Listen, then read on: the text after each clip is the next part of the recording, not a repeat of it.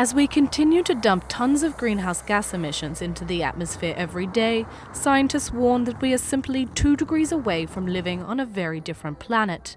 With possible super droughts and rising seas threatening our city, perhaps now is the time to consider how your travel is impacting your planet. If we look at, an airline, for example, these are massive machines being launched into the air and then, going thousands of kilometres from one end of the world to the other.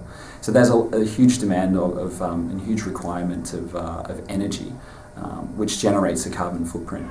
So what can you do? Well, one option is to purchase carbon offsets from organisations like Climate Friendly, which finance carbon reduction projects like wind farms and forest protection schemes. So where you can't prevent those emissions, you can't control Qantas and tell them to get sustainable biofuels for your flight.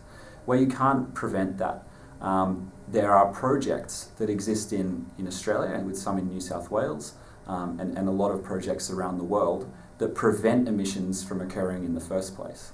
And Patrick Rose from Bonza Bike Tours says that being green can be as simple as switching from bus to bike. We're definitely an environmentally friendly travel option because we have bikes, we get out there, we show people what Sydney is in a way that you cannot do any other way, and we do it on bicycles, which has no impact on the environment. Georgia Appleby, Globetrotter News.